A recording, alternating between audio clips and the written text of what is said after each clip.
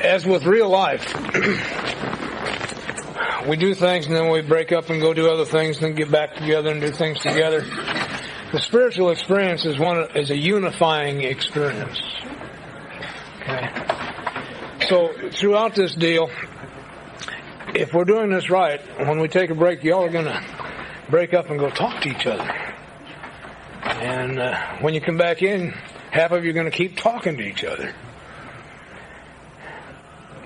We have a common purpose in this room and need to refocus on that each time. And I'm going to give you just a childish image that has helped me. Please don't ritualize what I'm about to say. This image has just helped me get centered. And it's a simplistic view of pottery. Any of you potters or no potters? It's a very simple thing they do, and it's very spiritual. To cast a good pot, all you need to do is get the clay centered on the wheel. And if the clay is properly centered, when the potter begins to spin the wheel, the natural forces of centrifugal force and gravity tend to throw it right straight up. And all the potter has to do is kind of form it and encourage it a little bit. If it's the slightest little bit off, and the more off-center it is, the more it tends to throw it out this way, and you've got to drag it back in, and it's a lot of hard work. There are several places in my experience that I can center. Right dead center in my head is a centering place. There's another one right here in my diaphragm. The one the Chinese call the Tangtian, which is a power center, is right down in here. My spiritual center, when I close my eyes and think about going within and centering, is just right here. I don't know where yours is. But I'm going to suggest each time we get together, we just get quiet for a minute, get centered, empty our minds, and then we'll know what we're going to do next. That suit everybody, however it is you do that. Okay.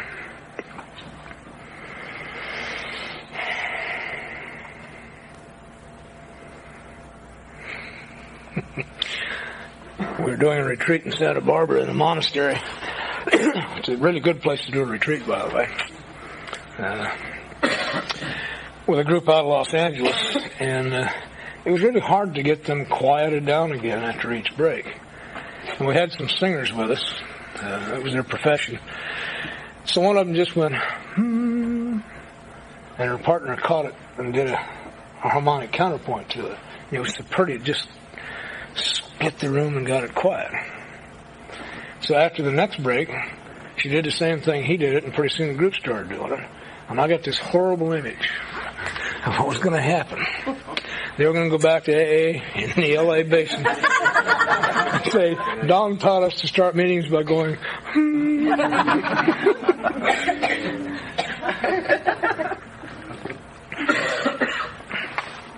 Oh. I see a lot of you brought your guidebooks. Would you turn to page 1, please, and read along with me?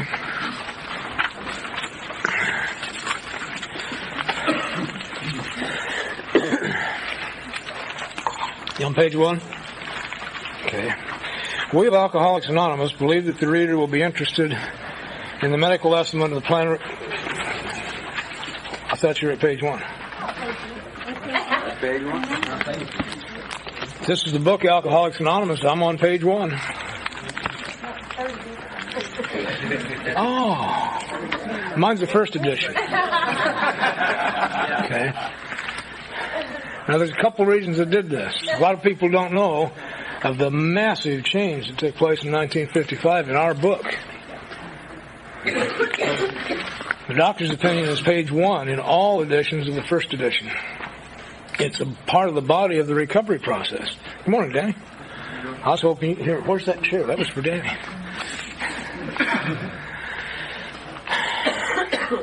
So, I have to consider when I tell someone, go read the big book, which one? Are we on the same page? Are we carrying the same message? The message that got carried to me, and the reason I'm here is because someone carried me through the doctor's opinion, and it was so important because otherwise I could not have identified as an alcoholic.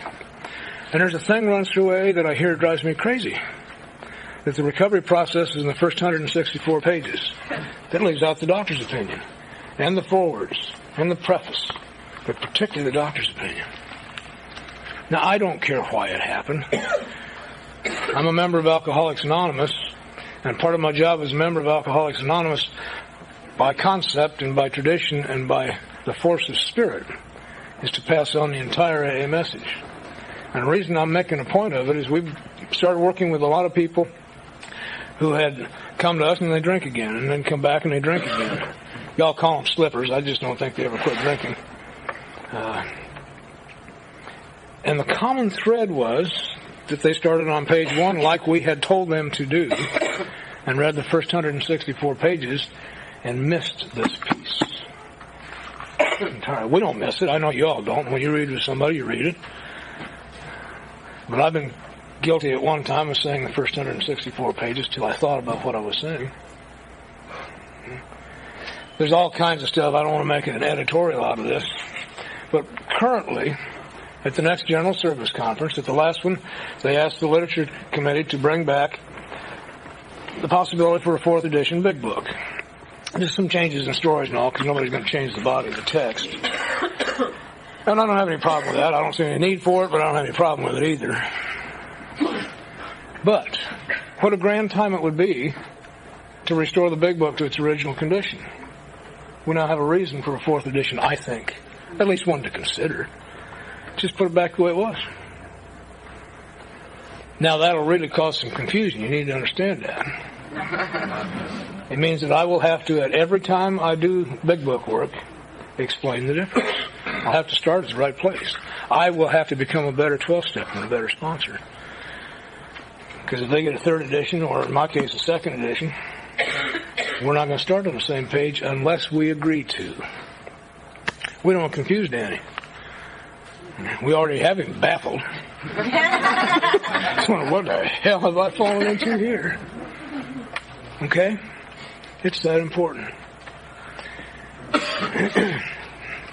A couple other wonderful changes in this thing, too.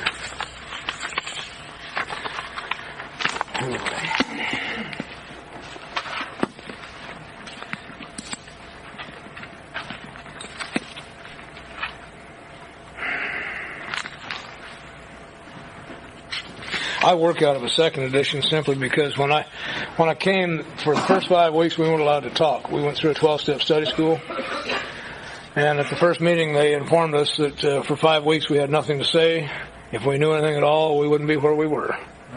That we should just shut up and listen. And then they read the Big Book to us and shared their experience of the Big Book with us. I'm doing what I was shown how to do 29 years ago. This is how it was brought to me, and I just keep doing it. And if there's one person in the room or 50, it doesn't make the slightest bit of difference. This is what I do. If this is all I do, I'm causing you a grave disservice. We got to take what happens here to the street. Well, that's what this weekend is about, is talking about how that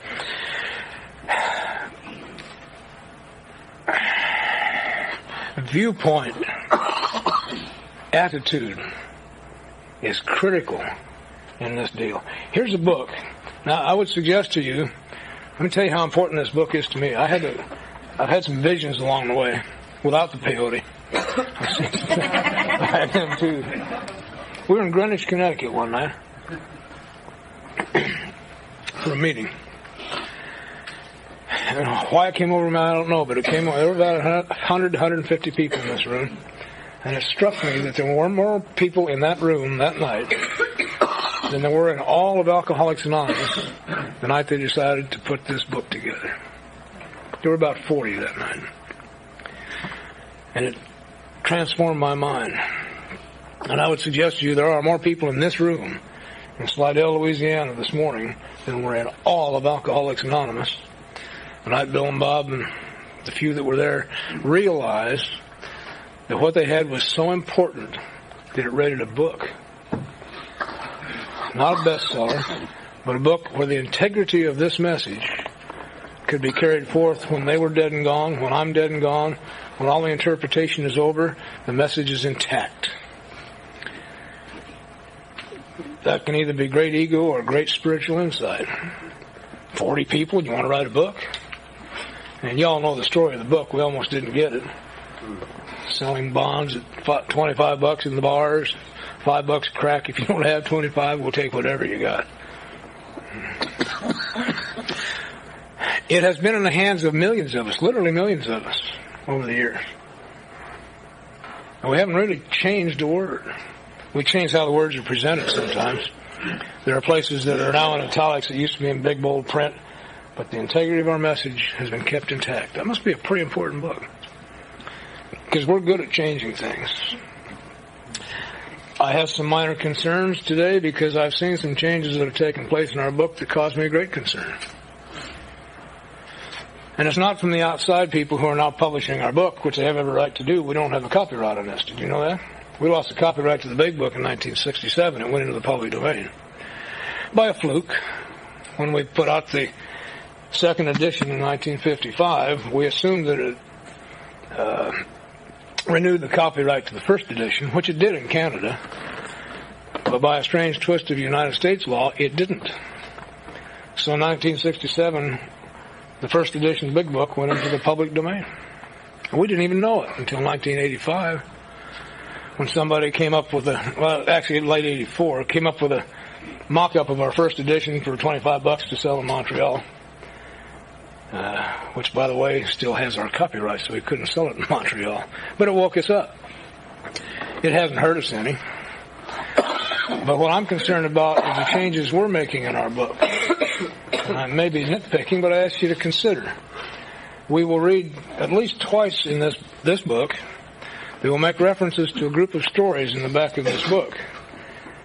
And they'll tell us how really, really important these stories are. And we now publish a version of our book that doesn't have any stories in it. It's about that big. I don't care about the size. I'm concerned with the integrity of the message, and it's my view. Here's the bomb, Clint. We should either put the stories back in or take those references out of the text. I love it. Nobody wants that piece of it. You and I are responsible for that, not they. I'm personally responsible for that having happened. I wasn't paying attention. It was a knee-jerk reaction to somebody else putting out a little book without stories in it. You know why they couldn't put out the stories? We still have the copyright on the stories. This one. It's just Alcoholics Anonymous, but it's not intact. Now, I don't know about you, and I don't start campaigns or go to war. I've quit fighting anybody or anything, but I talk about that. You just heard me talk about that. I talk about that with my delegate, and my DCM, my GSR, and anybody who will listen to me. And I'm just saying, okay, don't you think we ought to do something? We're responsible. It happened while I was a member of Alcoholics Anonymous.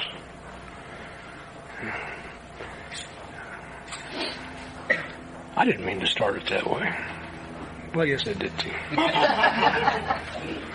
Because we're gathered here, if I'm going to use this as a guide for my life, and if I'm going to say to Danny, all of the answers to all of the life's problems that you will ever have can be found in this book, I better be sure that I'm giving him the right one. And it's intact. I don't want to lie to him. If you lied to me or given me anything less than the whole message, I would not be here. See, when I came to you, I was certified as a sociopath type 2, a psychopath, and a manic depressive drug addict. And the whole idea of AA wasn't in my mind because nobody knew I was alcoholic. My alcoholism was hidden behind madness. You know, it was such an integral part of my life, it was part of my life. Nobody ever saw that. They saw the other high drama that I created. So, by that surrender that I had made, and by the way, the elements of surrender, not the definition of surrender, the elements of surrender for me was, I got tired, bone weary, absolutely so tired I could no longer stand even breathing one more second. It couldn't be me. That's how tired I got. I died. I woke up. And when I woke up, it was a new attitude. I was willing to go anywhere anyone said, do anything anyone said. Didn't make any difference. As long as it didn't have to be me again. Ever. That me that had died. I was in a wonderful state. A complete failure at living. And now a complete failure at dying. Makes you really willing to listen to whatever anybody says. Okay? Stuck in a body that won't die, carrying around with it a mind that won't work. and still breathing. I told you last night that's my definition of doomed. So when you talk to me, I listen to every single thing that the members of Alcoholics Anonymous have said to me from day one till now. The first thing you gave me was a bullshit sifter. It's a book called Alcoholics Anonymous. Whatever else is heard in AA, I think is wonderful. But if I can't check it here, I'm either too stupid, or it just isn't so. And so I don't do anything about it. And that includes my best ideas. This is my bullshit sifter. When I get charged with a really good idea, there's a couple things I do. I talk to my wife first. Okay. Because when I get charged, I do things. I don't know about you, but I'm a doer of things. And everything I do affects her life. And one of the guides here is when I'm going to affect people's lives, I'll consult them anyway. Then I read this book out loud to somebody. The richness of my life is not because I read the big book, it's because I read the big book out loud to somebody. So I can hear what I'm saying. This is a journey of discovery for me in this book. My God, I was reading with one of my guys Tuesday morning. I read something and got so excited. I've read it thousands of times. And all of a sudden I saw what it really said. And he thought I was brilliant. I had just discovered it. Of course I was brilliant. The lights went on. Okay. And I told him what I just found. He's 20 years sober. He said, my God, I didn't see that. We both got a little different experience out of the deal. It was talking about this vital sixth sense. Remember that piece? Just before that, the sentence says, this is God consciousness. And I've known that, but all of a sudden it was clear to me, God consciousness is the vital sixth sense that we're going to develop here. Whoa, I should have known that. Anyway, viewpoint. This is the message that made it possible for me to continue. We of Alcoholics Anonymous are more than 100 men and women who have recovered from a seemingly hopeless state of mind and body. I was 100% sick. I need 100% recovery. If you tell me I'm going to have to stay sick the rest of my life, I would rather die. I really would. I'm not even interested in whatever you have in mind. You tell me you have a way I can learn to cope with alcoholism or whatever's wrong with me, I would rather die. I coped for 34 years. The word cope means, from the big dictionary, to fight the good fight. I'm tired. I don't want to fight anymore. We, Danny of Alcoholics Anonymous, are more than 100 men and women who have recovered from a seemingly hopeless state of mind and body. And what the hell does that mean? Alcoholism has definable, recognizable symptoms. I do not suffer from any of those symptoms anymore. That's all recovered means. It doesn't mean elevated, special. It means I don't suffer from the symptoms of alcoholism anymore. What are those? One of them is an allergy to alcohol that causes me to need another drink if I take one. Well, I don't drink. I don't suffer from that one. The other is an obsession with alcohol that causes me to take the first drink. There hasn't been a thought of alcohol in my mind for 29 years. I don't know how it is with you, but it has been removed from me. It's gone. Thank God. I've lost the power of choice in drink. It's gone. I have no more choice today than I did when I quit. Every time I had a choice, I made the wrong one. Thank God I don't have to. I did not get up this morning and choose to stay sober. It didn't occur to me that I wouldn't be sober today. My life's in God's hands. Okay. There's no work to this. I can't cope with alcoholism. I can't cope with anything. My God, I certainly can't cope with this world. I don't know about you, but that's too much for me. I'm barely able to cope with the room clerk of the motel I go into.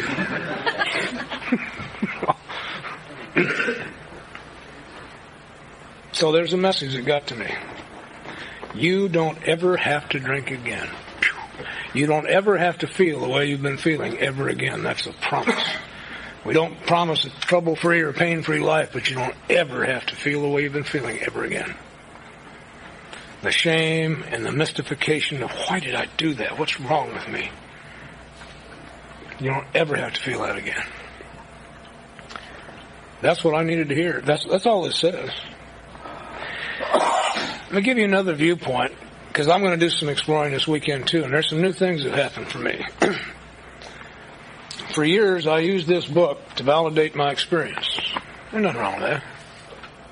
Today, I must tell you, my experience validates this book. I am one of Alcoholics Anonymous.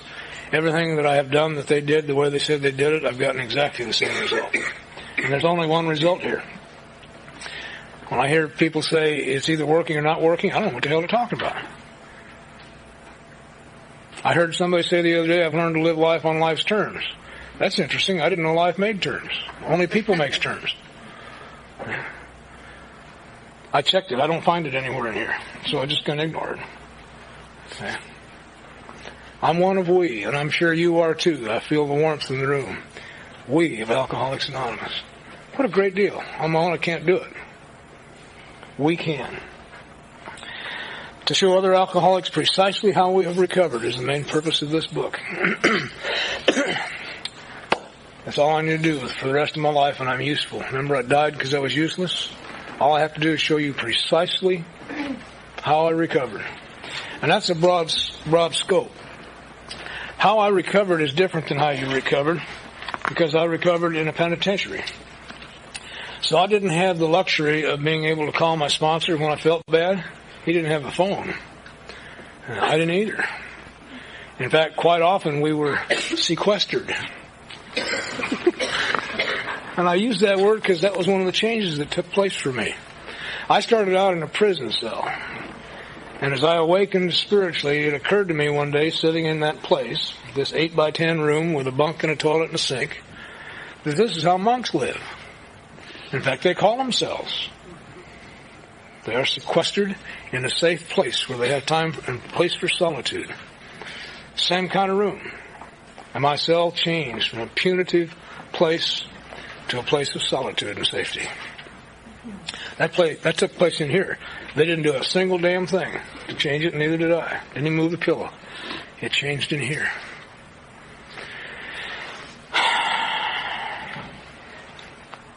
In the first edition, to show other alcoholics, the forward, precisely how it recovered is in big, bold, black type. It was a little more important then than it is now, apparently. I don't know. Isn't that nice? I can be useful at my worst. One of my dearest friends was old Jack Brennan. I don't know if any of you ever heard Jack. He's long dead now. Old wheelman for the New York mob. Got fired from that job, by the way. Jack was a good driver, but he was a bad drunk. And he'd call him the next morning after a big hold-up and whatever else they did and say, "What did we do last night?" And the boys got a little nervous and thought maybe Jack, despite being a good driver, they probably couldn't use him because they didn't know for sure where he was going to take them during the night. Jack got thrown out of his apartment one time by the police and spent a number of years, every time he got drunk, doing battle with the police. And by the time he got sober, it was an eye gone, his tongue was chewed. He talked funny. Jack always talked a little funny because his tongue was all battered up. And he was in bad shape when he got here. Couldn't tie his own shoes. Couldn't use fork and knife. For about 6 months, they just kind of nursed him. He used to laugh because he's a staunch Irish Catholic, and God sent a little Jewish fellow out to 12-step him to become his sponsor. And he used to tell him, "Jack, you're really important to this group. You really are important." And he said he was 6 months sober, tying his shoe when it hit him that he was tying his own shoe. And it pissed him off. Because this little Jewish fellow has told him how important he was, and he's aware for 6 months I haven't even been able to tie my shoes. How important can I be? And he went and complained. And his little sponsor says, "Oh, Jack, you have no idea the number of people you've helped. You're so important. When new people come here, we sit them next to you and tell them, you keep drinking, that's what you're going to be like." There is a place for everyone in Alcoholics Anonymous to be useful. My little friend Chuck was so useful to me because I had become big book bound. If you weren't doing it precisely this way and the timing, and you've been there. Everybody who has a big book gets there. Chuck had been sober 8 years and had actually become a counselor at Hazleton and was doing fine when he drank. And he had 2 or 3 other times when they did that and he drank. And when he got to me, he hated everybody. When I asked him what he thought about God, he said, I hate the son of a bitch. And I understand that we each get a couple seconds with him somewhere down the road and I can't wait for my turn. I'm going to tell him what I think of this deal and I'm going to go on to hell whistling and happy. And because of the way my mind works, my whole thought was, well, that's nice. He believes. We have an attitude problem. But okay. Chuck could look me right in the eye and tell me, get that thing away from me. I tried the big book. It didn't work. So that was the truth. He had, and it didn't work. What am I going to tell him? Hated AA. Reserved the right to drink one last time. That was the deal when he asked me to sponsor. Well, he didn't ask me to sponsor. He hated sponsors. Wouldn't call me sponsor. But he's willing to work with me. For 1.5 years, I carried Chuck around in my truck every day while he vented this venom and healed. How useful to me. Everything I knew, all this grandiosity, this stuff you make me do here, like you think I know something, had caught me. I thought I did. And with Chuck, there was nothing except riding around the van. One day we came home, and Jackie had made some chocolate chip cookies. And we gave him one. And he made the mistake of saying, well, that was good, which to a cookie baker means, here, Chuck, have a bag. Gave him a whole stack of cookies. And we got to the car, and he said, why would she do that? Why would she give me cookies? And I was able to say to Chuck, well, Chuck, it's because she thinks you're a member of the family. And that's the day and that's the time his life changed. Nothing we had done to that point except he had been allowed to come and go in my house for a little over a year. And when I identified that as being a member of the family, it was true. And when you belong to anything, you're no longer alone. The healing begins to take place. So, our first job isn't to slam people with a big book. The first job is to touch them. And say, we're really glad you're here, you poor sick son of a bitch. Yeah, I really understand that you need a cookie. Okay. So new people are really, really useful because they keep me there. They keep me from getting smart. Bring me back to just why we're here. I might as well. I've got 5 more hours. I might as well tell you the rest of Chuck's story. What do you know?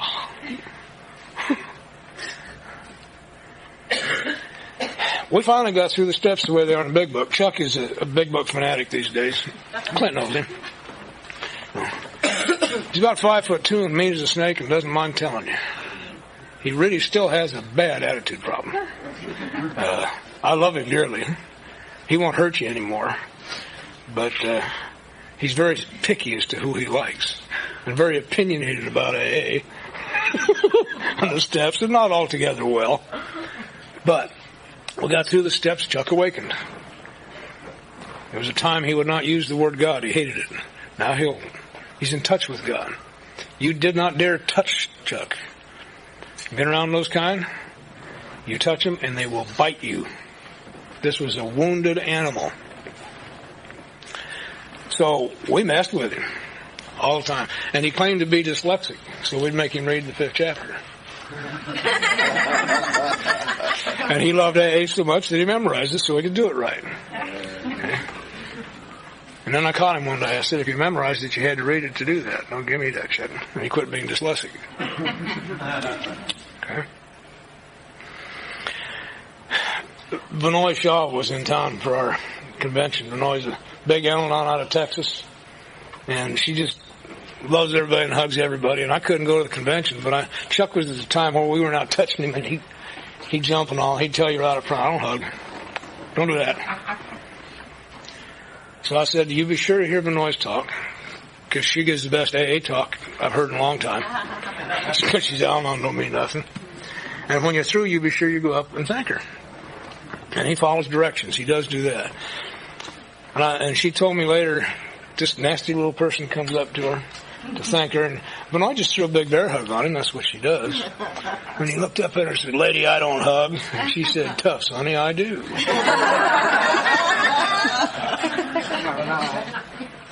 His dad died. Chuck got a little money. We got his financial amends taken care of, and he still had a couple grand and a new car. And he came to me in tears. God gave him back that gift. He said, I got one last thing to tell you. I haven't told anybody for years because everybody I ever told us laughed at me. But I have a dream, and I'm afraid to tell you. And I said, well, tell me, Chuck. He said, I want to be an actor. He was a good actor from the day I met him. There's no question about that. And I believe that people ought to chase their dreams. So I said, well, look, you also want to go to Disneyland, because Chuck didn't know how to play. And part of my sponsorship is you will learn how to play if you're on me. It's a suggestion in the big book. Each family play as much or as little. Newcomers could see no fun about this. They wouldn't want to stay. So we played. And he wanted to go to Disneyland. So I said, look, you got $2,000 left. You got the car. Disneyland's open. You just got fired from another job, so you're not working. Why don't you go on out to Disneyland, and while you're there, I'll make a couple calls, because I know some people in the business. And you can talk to a successful actor, and he will be able to tell you what the price you have to pay will be to be an actor. See, there's a price for everything. So he went, and I made the contact for him. And my friend took him out to Warner's, and was showing him around Warner's and just talking with him. Took him on to the Murphy Brown set, and they were fooling around, and the producer of the Murphy Brown stopped and talked to my friend. And in the introduction, he says, and this is Chuck, and Chuck would like to be an actor. And the producer says, oh, good, we can use him. And he became an extra on the Murphy Brown show that day. Less than 2 weeks out there, and he's already on television. Got into acting school, was doing fine. His car was hit by a truck on the freeway, and the next 3 years were not good. He was badly hurt. Went through his I hate God business, why is God doing this to me business, and all that anyway. At 8 years, he drank again. Thank God. Because he was off into pain pills and self-pity and hate, and he was divorcing himself from everybody, and he drank again, thank God. He had one last reservation. He had told me early on he reserved the right to drink one more time, because if this didn't work, he was going to drink himself to death. Well, 8 years in AA screwed that up. He tried. He lasted 3 days. He just didn't have the heart for it. Came back, and he's been sober ever since. We worry way too much about people drinking. I hate to see it. It hurts me every time it happens. But sometimes, if they don't drink, they'll kill themselves. Sometimes if they do drink, they'll kill themselves too. But who am I to make that judgment? Heard from Chuck last week. He got married. Please pray for him.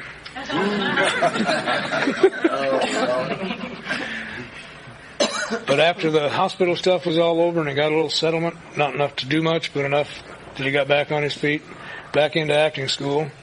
He just closed in one play and is open on another one. He's on live stage in Los Angeles, doing what he wanted to do. Sober, back hanging around with the people he hates the most. It's sounding pretty good. And he was so useful to me because I got to watch this and be part of it. And know, without a shadow of a doubt, nothing I did had anything to do except the one thing that this is all about. I let God demonstrate through me what sobriety is. And when the time came, I showed him what I did.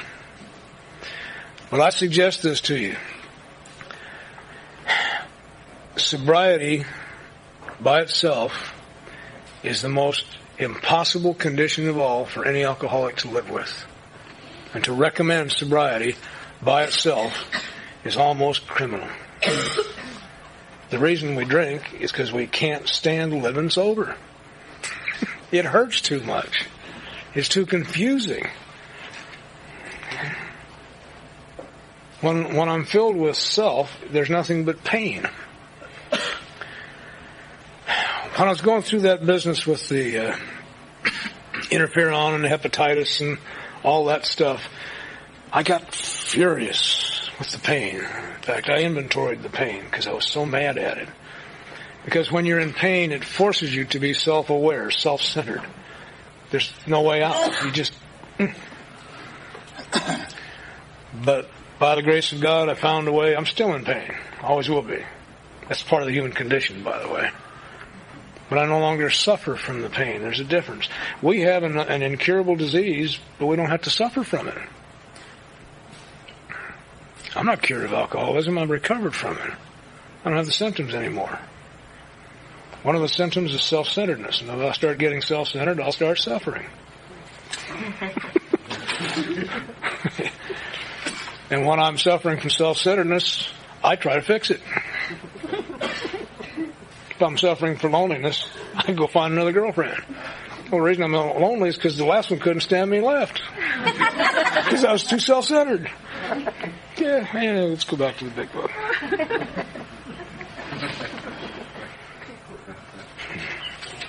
Many do not comprehend that the alcoholic is a very sick person. As a sponsor, I need to continually be aware of that. That the people I'm working with, like myself, but particularly the new ones coming in, are very sick people. And I need to treat them that way. I have never yet heard a nurse yell at a patient. Have you? That's all we are, nurses for sick people. We've been nursing along for a while. What do you say, Clint? Bedpan Harry. Bedpan Harry. Okay. And I need to remember that. Because after I've been through the big book several times and gotten so goddamn smart, I started instructing instead of nursing. What do you mean you haven't got your 4-step done? You big... I don't do it that way. I've got one right now in inventory. And we'll go over how I do that. There's a step-by-step method. And we meet every Wednesday morning at 7:30. She called Tuesday evening and said, I haven't finished. Is there any reason to meet? I said, no. There isn't. We have nothing to talk about. We're in a process now where everything goes on the paper. And if you haven't finished that, we have nothing to talk about. Finish it. That may go on for a while. If it goes on more than 8 weeks, the chair is empty and someone else will fill the chair, that's all. You've just been able to do it. I don't know why. I will continue to encourage, but I never try to force. How would you like to have been forced by that? I wouldn't. It was imperative that I do it, but they didn't force me. Then it says, and besides, we're sure our way of living has its advantages for all. Now, in my self-centered arrogance, I used to think that means that you ought to live the same way I do. It'd be good for you. What it means is that my being sober has its advantages for everybody around me. Okay. My way of living, it's much more advantageous to you to have me living the way I am than the way I used to. Okay. Just another view. That's why we keep reading this over and over, Helen. Yeah. My children are better off because of this way of living. My boss is much better off because of this way of living. My parents are better off because our way of living has its advantages for them.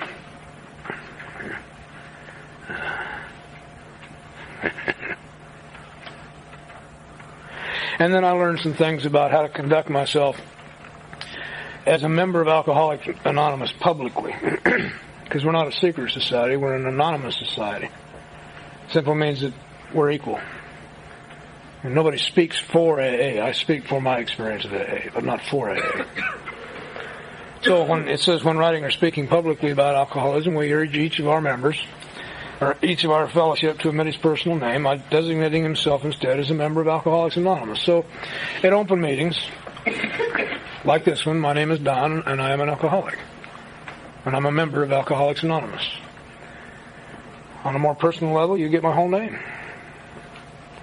But at a public level, I just comply with this. It's nothing fancy. Old Bob White, who was one of my heroes, said all we do here is comply with the conditions. So you may not like that. Comply doesn't fit well into the alcoholic makeup. So all we have to do is just comply with the conditions. So instead of do that, that's what I do. People find great whimsy in my little group's name. We not only find it whimsical, we're complying with the conditions. Any 2 or 3 alcoholics gather for sobriety may call themselves an AA group, and that's the name of my group. That's how it's registered, an AA group. Our central office spent 3 weeks trying to figure out, telling us we can't do that. And we said, we are already doing it. Just write it down somewhere.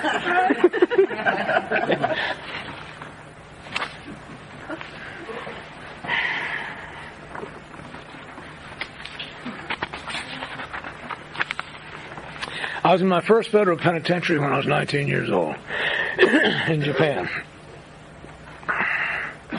And it was not because I was a big-time criminal.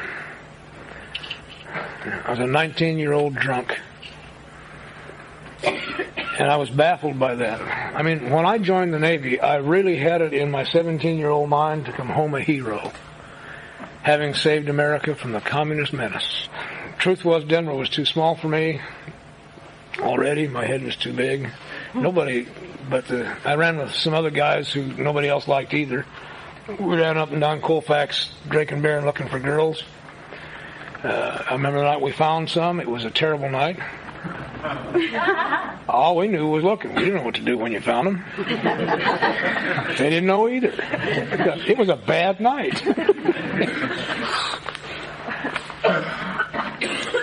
So I joined the Navy. And I really loved the Navy. I loved the work. It was challenging. I was a radarman and radioman on a destroyer.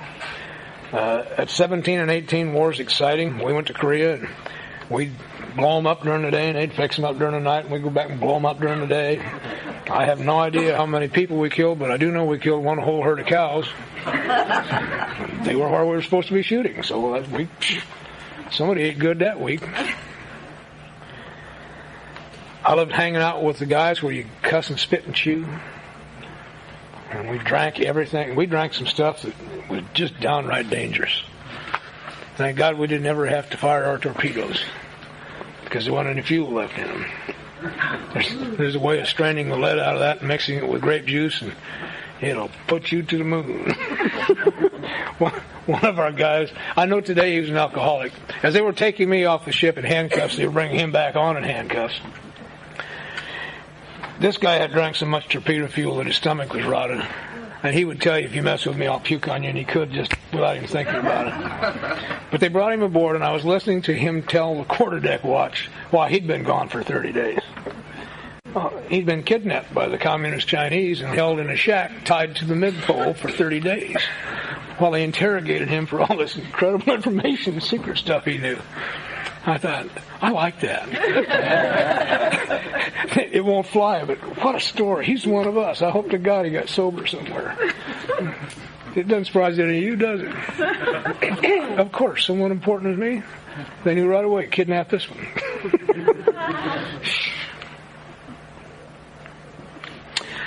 I went on liberty and just kept getting back late. When I drink alcohol, I get lost and can't find my way home on time or at all. So I'd get a captain's mast because I was a couple hours late getting back. The last time that happened, I was 23 days late getting back. I've been given a 24-hour liberty in Long Beach, and 22 days later, I'm still in Pershing Square in Los Angeles mooching drinks. Willing to do and having done anything as long as I can keep drinking. Lost and baffled and scared, but I got to keep drinking. I could not go back to that ship under any circumstances. I couldn't even run away and go home. On day 23, whatever that was, wasn't there anymore. The madness was gone. And I turned myself in and returned to the ship as a sane human being to face the consequences of my act, which put me in a federal penitentiary and gave me a bad conduct discharge. But I was baffled. Why would that happen? What's wrong with me that would happen? Because I love the Navy. Well, in the book Alcoholics Anonymous, in a portion called The Doctor's Opinion, it tells me precisely why I did that.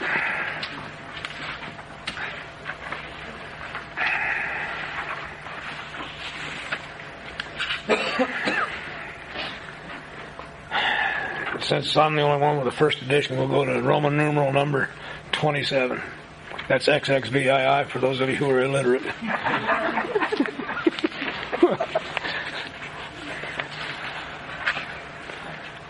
When I first came upon this, I was a sociopath type 2, a psychopath, a manic depressive drug addict, dog-tired, and not knowing what in the hell's wrong with me. And they read this out loud to me. I do not hold with those who believe that alcoholism is entirely a problem of mental control.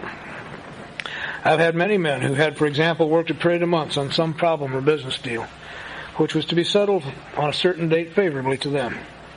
They took a drink a day or two prior to the date, and then the phenomenon of craving at once became paramount to all other interests, and the important appointment was not met. These men were not drinking to escape. They were drinking to overcome a craving beyond their mental control. And there it was, my first duck feather. I took a drink in Long Beach, and 24 hours later I was due back on the ship. And it was 22 days before I could go back to the ship. Some kind of craving took over that became paramount to all other interests. It wasn't that I didn't love the Navy, or my family, or my job, or me. It had nothing to do with anything except when I take a drink, I must continue to drink. It's paramount to all other interests, including life, family, work, health. This is serious business, and I've got it. That's what's wrong with me. What a wonderful thing. Did that ever happen to you? Oh. There are many situations which arise out of the phenomenon of craving, which cause men to make the supreme sacrifice rather than continue to fight. They kill themselves. They are unable to go on. My second duck feather, I had just done that. I thought it was because of the drugs. See, I'm not a drug addict. For 14 years, I used amphetamines. For 4.5, I injected them. Massive amounts. But I was always able to stop or moderate, to not use them. I had some control over that. I misused them terribly. But if it was important, I could quit. With the alcohol, once I take a drink, I can't find my way home. That's all. If that happens to you, you're probably alcoholic. I've been all the other things that you read in there. I'm not going to read this whole book to you. I was never all these all at one time. But in some part of my drinking, I was the psychopath, planned the drinking. We used to drink ourselves sober, my friend Jordy and I. You know, normal people don't do that. When we'd get what I call knee walking drunk, which means that's the only way you can walk is on your hands and knees, and we weren't through.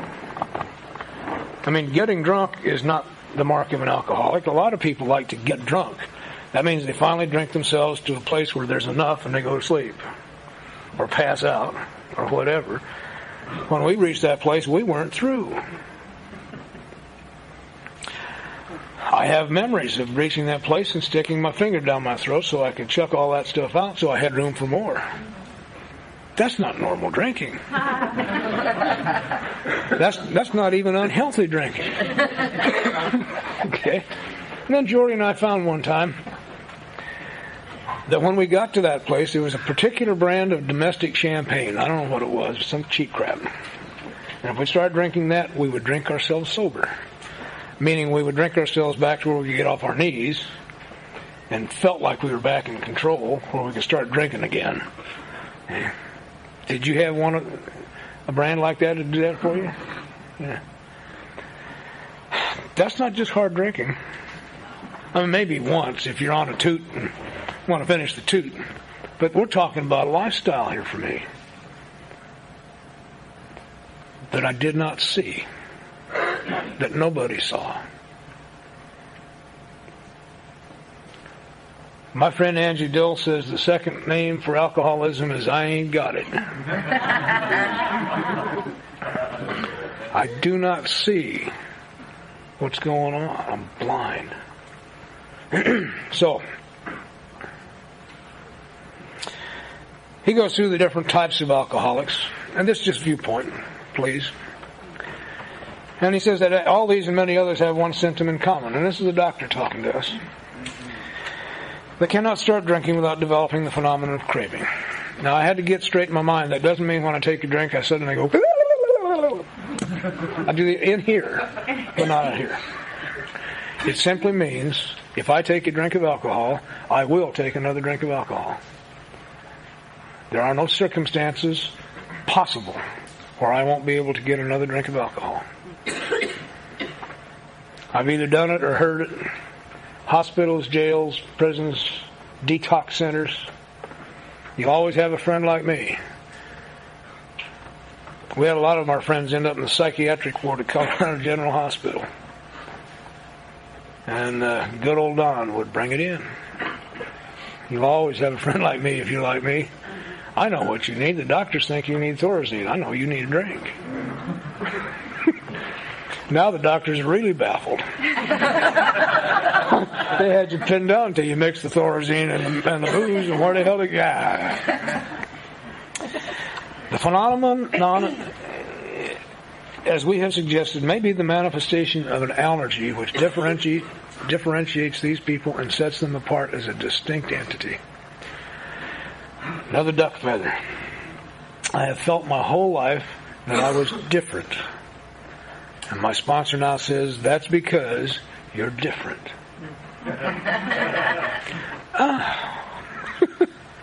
Yeah. I am not like my mother when it comes to alcohol, or any other way. I am different. I'm not like the people I even hung out with. I'm different. Unless they happen to be alcoholic, and then we're different in the same way. What a lovely piece of information. I'm different because I'm different. And you're different because you're different. Our body chemistry is different. I watch Jackie drink. It's disgusting. About once every 5-6 years, she'll have a Kahlua, and I know the night's over. About 30 minutes later, she goes to sleep. I've even seen her have 2 Kahlua and cream. That lasts 23 minutes. God, what would you do with a Kahlua and cream? Now let me out of here and get something good. The party's on. It has never been by any treatment with which we're familiar permanently eradicated. If you got it, you're doomed. You got it forever. There's no treatment possible for this aspect of alcoholism to this day, and they have tried. My God, they've come up with some pills and some enzyme changes and all that. Alcoholics who drank still drink. Nothing can be done. All we can suggest is entire abstinence. Don't drink. This will never happen if you don't drink. And the identifier here is if this phenomenon of craving does not happen to me, then all of the bizarre behaviors that follow that first drink don't happen to me either. Since I've quit drinking, I can not only find my way home, I'm usually on time. I've been living in the same house for coming up on, 21 years. Over 20 years. And there hadn't been a single night that I got lost and couldn't find my way there. I can't say that I quit going to the penitentiary. I go a lot. In fact, I have the keys. I work in corrections. For 2 years, I stood in front of a prison in North Carolina while they literally handed me the keys. And that thing ran through me. I wonder if they know who they're giving these to. I supervised programs in 15 penitentiaries, came and went as I pleased. And I thought, what a marvelous thing. What a change that is. Because I never have liked penitentiaries. But I had an experience in a maximum security penitentiary 4 years ago. It was a burning bush kind of thing. It was night. We were in the center of a maximum security penitentiary, surrounded by bad guys. And a sense of safety came over me, and the thought with it, I have never been any safer, nor will I ever be any safer than I am at this moment. Completely at peace with that. Let me tell you, while those events are important, that's what I carry with me into that penitentiary. If I'm going to go, here's an axiom for you. It's not in the big book, but it's here in different words. Large caged animals are nervous. Minnesota farmers know that. That's why bulls have plenty of room to move. People who are responsible for keeping large caged animals caged are even more nervous. Okay. New people who come to me, because God sends me the psychopaths and the sociopaths, are large caged animals, and they are nervous. So it behooves me not to make any sudden movements. Did you ever watch somebody work big bulls? Easy does it. Okay. I never have had any trouble at all, ever. Including the psych wards of maximum security penitentiaries, I've never had trouble with the inmates. I have to be really careful of the keepers. They are nervous.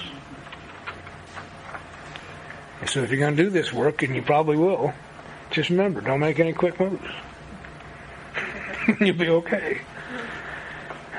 Around Chuck, you didn't make any quick moves at all.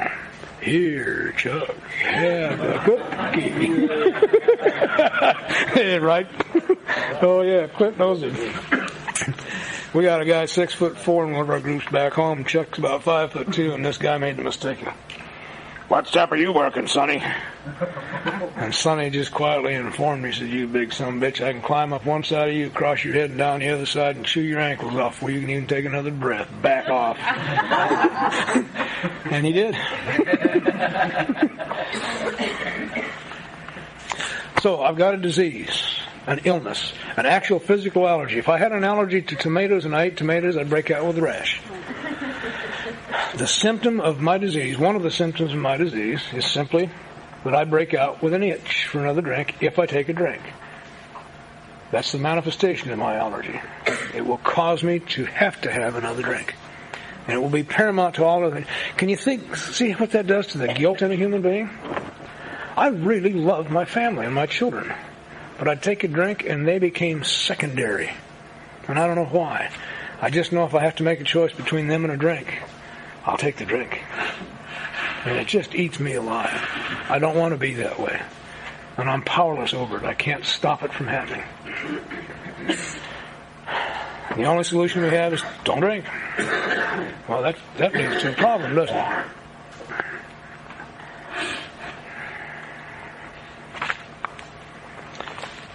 Suckworth must have been something. Smokers are getting restless.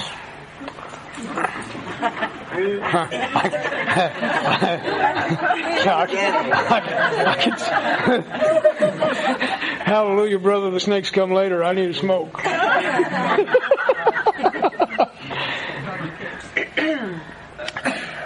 What's your pleasure? It's shortly after 11. We're going to run until about 11:30. We can keep running. We can break now and come back at 1. We can come back at 12:30. This schedule is lovely. Don't pay any attention to it. We get to do what we damn well please. Okay. What's your pleasure? I really can tell that some of the smokers need a smoke. And we are at about a place where I want to start something that's going to take more than 15 minutes. Break. Okay, take a break. Back here at 12:30. Good. Okay. Enough's enough.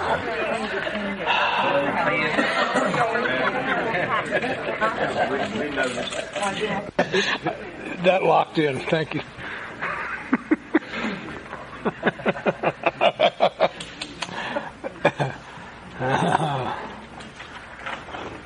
Not everyone's here yet. How long do you want to wait? Go there.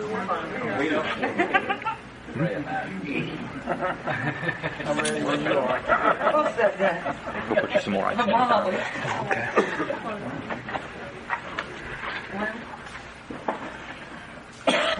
we don't have an opening. We've pretty much done away with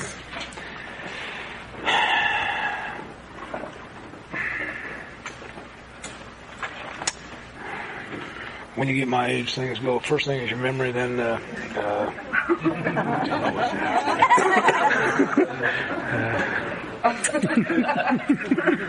ritual. So at 6 o'clock in the morning, we gather and we get quiet. We've gone back to real basics. See, originally, as AA was forming, the first group activities, of course, came out of the customs of the Oxford group, and that was simply be still until someone was inspired to say something.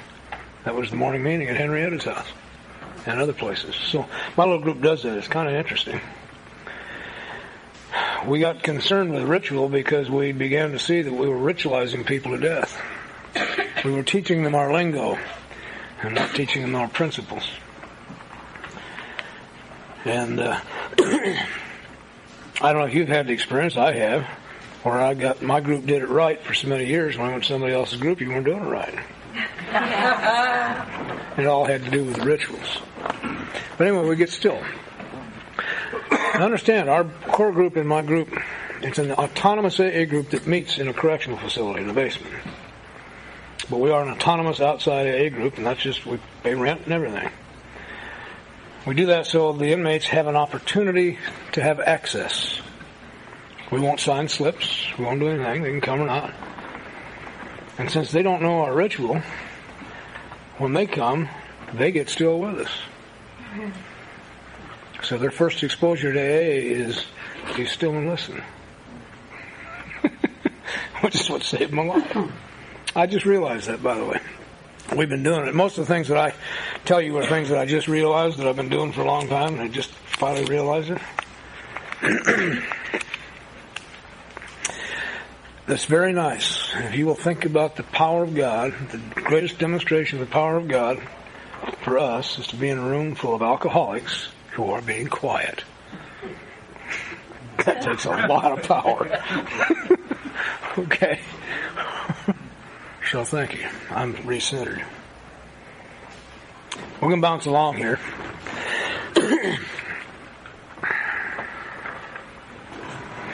First time through Bill's story, I didn't identify with much because I was looking at what happened.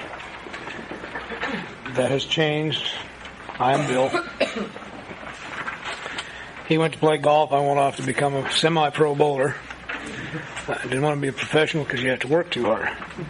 As a semi-pro, I could drink a lot and get by, which is all I really wanted to do anyway. But I would suggest something. So this is just my experience and my viewpoint this weekend. Let me share something I found here. Bill is at a state where he has been to Dr. Silkworth's twice. The last time Lois has been told, you might as well get him a keeper. At this rate, maybe a year. And you're looking at a dead man. Or an insane man. Just, there's nothing more we can do. He's sitting at home drinking gin. He is drunk. Looking forward to getting even drunker when Abby shows up. The awakenings that Bill talks about in Bill's story occurred while he was drinking and while he was drunk, not when he was sober. That's important for me. God doesn't have a rule that says you got to be drunk before I'll come visiting. Or you got to be sober before I come visiting. It happened for Bill while he was drinking. Drinking to the point where right after he awakened, and let me see if awakening is the right word. It melted the icy intellectual mountain in whose shadow I had lived and shivered many years. I stood in the sunlight at last. That sounds like an awakening to me. Drunk. It was only a matter of being willing to believe in a power greater than myself. Nothing more was required of me to make a beginning. We're on page 12, I'm sorry. I thought I was with big book experts who knew the pages. I saw the growth could start from that point. That sounds like an awakening to me. Drunk. And it's important to me because I need to remember and not be so damned arrogant in my 12-step work that I insist that you be sober before I'll talk to you. If that had been the case, none of us would be here.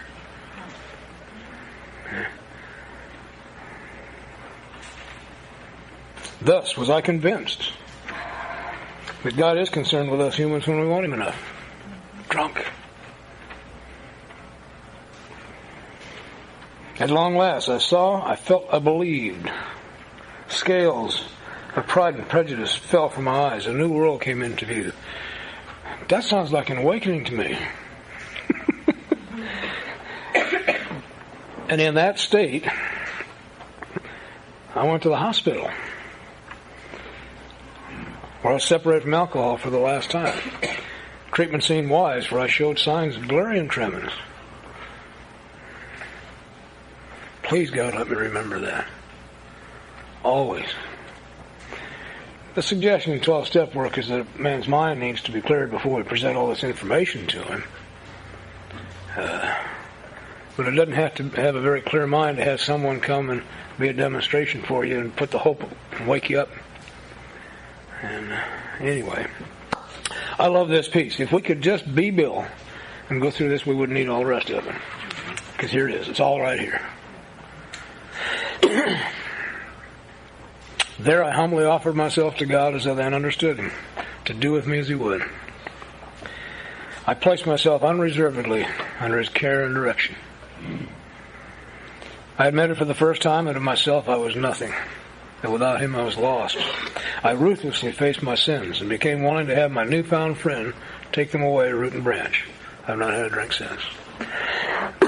My goodness, that's a lot of stuff.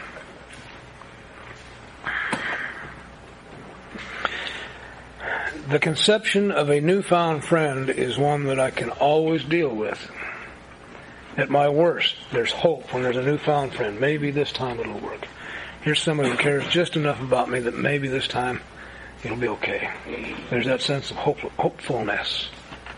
There's a concept of God I can work with. It shatters everything else I've ever thought about God. It means God's going to be my friend. Anybody have any problem with that one? Lots of people do. I was brought up believing Jesus loves me. This I know, for the Bible tells me so. But if you do something wrong, you're done. Confused the hell out of me.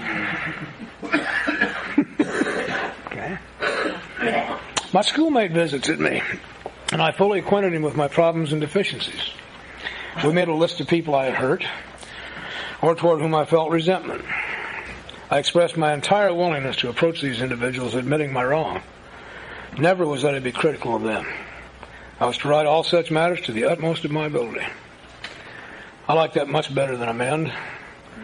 We're not talking about a lightweight apology here. Lightweight apologies will not take care of the sense of overwhelming guilt that I have.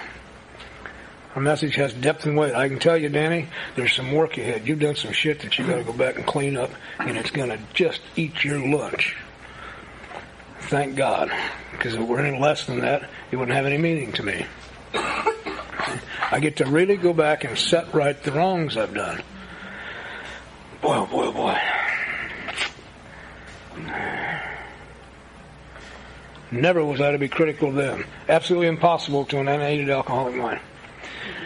I'm going to say it several times this weekend. I want to shatter a new piece of watered down AA.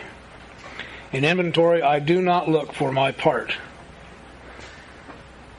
If I have only a part, so do you still have a part. And this thing tells me I'm to ignore anything you may have done entirely and look for my mistake, not my part.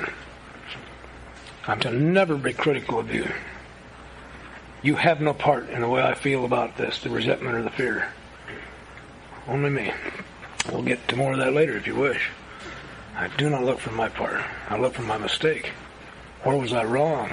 Me, not you. If you're a son of a bitch, I picked you. Oh, yeah. I was to test my thinking by the new God consciousness within. We had an old Assembly of God preacher used to come. Now, I love to meet with the Assembly of God folks because they sing. And I love to make a joyous noise unto the Lord. I can get into it. I can't go along with much else. It's just me. But I love to sing with them. And I love the people I have met among the Assembly of God. This old boy used to come in every Sunday. He was doing what a 12-steppers do. He was taking his own time out, going to the most hostile environment he could find to carry his message. So I listened to him. Don't disregard what spiritual people had to say, no matter what their doctrine. And he taught us how to do this in a very practical way. He said there are times, and he claimed Jesus was alive and well in him. He was conscious of the presence of God. He said there's still times that I'm doubtful. I'm just not sure. And we said, well, what do you do then? He says, well, I take him by the hand and say to him, if I go do this, will you go with me? And what an awakening that was. I either get a yes or get a no. If I don't get anything at all, it's no. Now, I know where I am God is and will go anywhere with me, but that's a good test for my behavior. That has grown some. The question no longer is, will you go with me? Would I do this now if he were with me? Well, he's with me all the time, and it really becomes a guide for my behavior. Good stuff. Can't do it unaided. It takes the very power of God to make me able to do that. But that's available.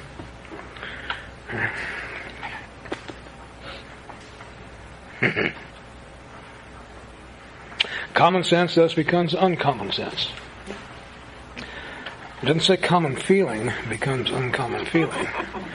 Common sense becomes uncommon sense. There is a sense of things that transcends feelings. Feelings are based on whether it's hot or cold, or sunshiny or dark, or my perception of what's cute and exciting. Feelings aren't to be disregarded, but they're certainly not to be trusted either as the final gauge toward any decision that I might make. How I feel about things, my sponsor said, meant absolutely nothing to him. He just really didn't care. In fact, it seemed to me that he liked me feeling bad more than anything else. Never denied me my pain, and I will never deny you your pain. If I stop your pain halfway through your journey, you don't get to go back and pick it up halfway. You got to go all the way back to the beginning and do the whole damn thing over again. That's my experience. More better, I encourage your pain. And he did that in little ways like this. Oh, Bruce, I say, I feel so guilty. He said, you should. You are. Finally, somebody who understands.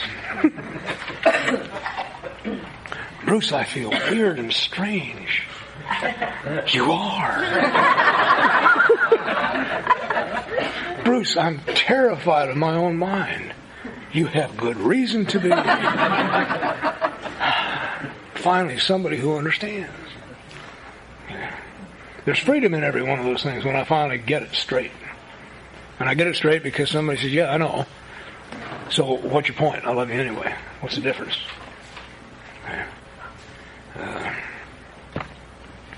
When I was to sit quietly when in doubt, asking only for direction and strength to meet my problems as he would have me. Absolutely contrary to the alcoholic evil nature. What do you mean sit quietly when in doubt? When you're worried or in doubt, run in circles, scream and shout, create a diversion. Get them busy till you can get out. That's my nature. The minute you catch me off base and I'm wrong, I have a multitude of things I'm going to do immediately that will in 5 minutes have you begging for mercy and my forgiveness because you were so wrong. I'm not about to look at me in my ego state. The basic AA prayers are right here. Learning to pray is what I'm about. If I'm going to have a relationship with God, I have to learn to communicate. And we just call that prayer and meditation. Communication is a two-way street. I talk and I listen. If it's a newfound friend, I'm going to talk that way to him. I talk to God just like I talk to you. Remember one afternoon I called him a big bully. It seemed to me that's what he was. Didn't seem to bother him any. Unfortunately, the minute I uttered it, I realized who the bully was. Weren't him. I say him, I don't know. That's a non-genderized him, by the way.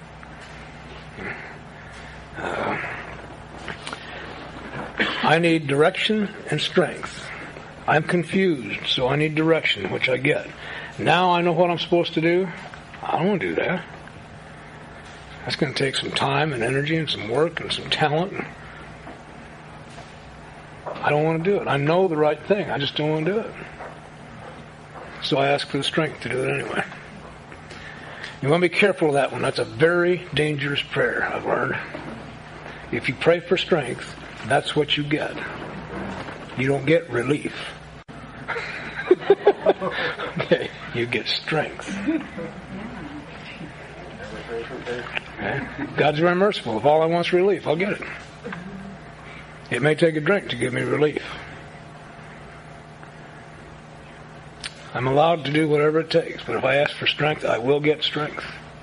And several times through this book, give me the strength to do the right thing. Point me in the right direction and give me some strength.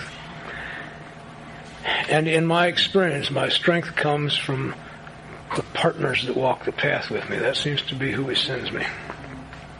You are my strength.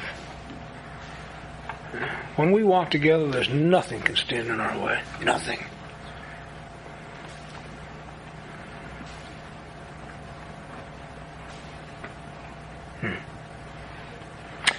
And out of that simple idea came the fellowship that brought us together this weekend. Bill did this on his own for 6 months, and nobody got sober. And he was going nuts. It was not a good deal.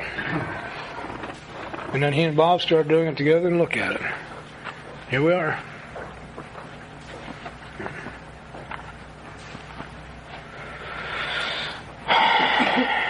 Never was that I pray for myself, except as my request might borrow my usefulness to others.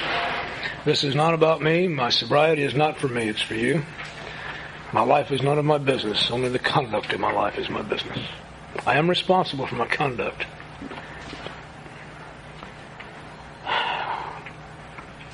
Very easy solution to the ambition problem.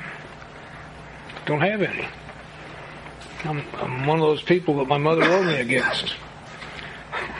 A man without ambition. I have no idea what I want to be when I grow up. I can tell you this. I sincerely hope that I die before I grow up and become an adult. I've met 2 of them. And I don't want to be like that. Still a little judgmental, but they were certainly nobody I wanted to hang out with. They didn't know how to have fun. I suggest to you that we are on God's amusement park planet. Yeah. We are God's children. What are children supposed to be doing most of the time? Playing. And I take this whole damn thing seriously. And we miss it. This is a goofy place, this planet is. There's just a never-ending amount of fun going on here. And the animals on this planet, particularly the people types, are fascinating. Better than any zoo that you can imagine.